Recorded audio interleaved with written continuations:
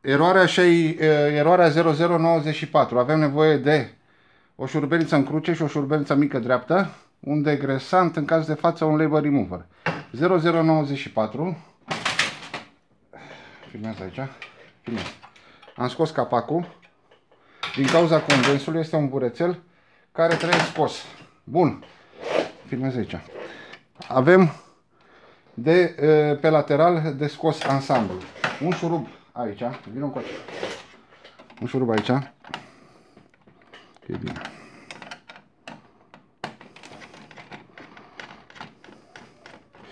Bun, am scos șurubul, lateralul.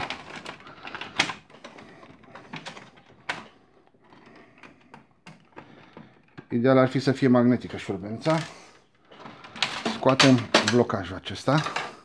Acum trebuie să desfacem lateral cu șurubenița dreaptă. Avem două arcuri. Aici.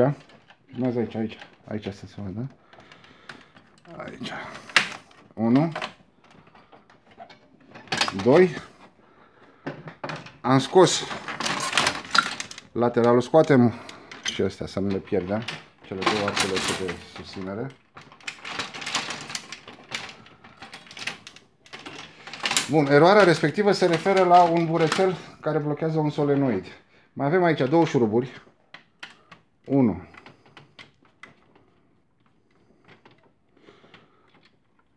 Și 2. Am scos șuruburile de la duplex. Ăsta e duplexul cu roțile din spate. Bun, eroarea asta se referă la... Desfacem ansamblu. Aici. Vină încoace. Aici. Este un burețel. E un burețel care se mai lipește la solenoid. Se scoate foarte simplu. Dăm cu puțin degresant.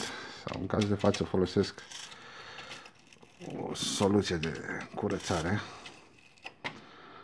Burețelul este acesta. Lăsăm puțin să acționeze. Acest burețel e negru, e mic aici. Cu șurubeniță dreaptă. Mică, scoatem burețelul. Asta e burețelul. Acest burețel cauzează acea eroare. Am scos-o, am scos burețelul, mai dăm cu degresant. Scoatem tot burețelul de la solenoid.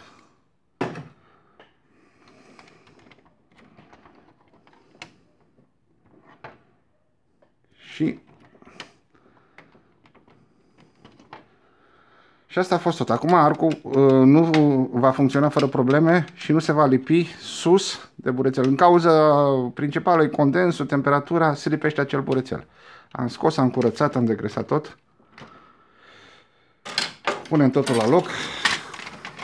Cu atenție aici când se fixează duplexul.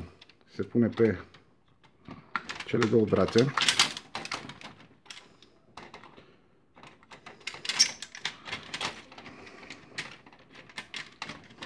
L-am fixat. L-am fixat. Fixăm șuruburile la loc. Și asta a fost eroarea. Bun, am fixat șuruburile de la duplex. Două șuruburi în ordine inversă. Punem la loc ansamblul lateral de transporter. Cu atenție.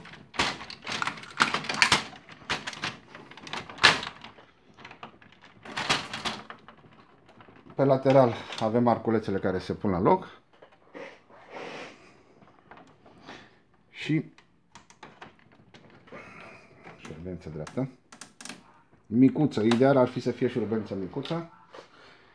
Și aici și aici.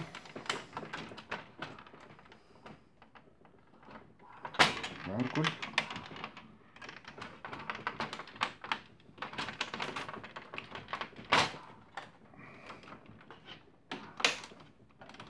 Operațiunea în sine, se pune la loc și plasticul. Nu e neapărat nevoie să se pună la loc acest plastic de blocaj. Firele se pun aici la loc. Verificăm dacă este totul în regulă. E în regulă.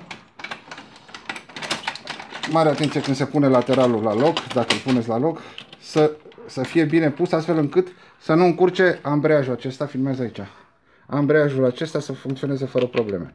Ar mai putea fi foarte, foarte rar se întâlnește eroarea cauzată de acest ambreiaj, acest disc, această rotiță care nu funcționează cum trebuie. Bun, asta a fost tot.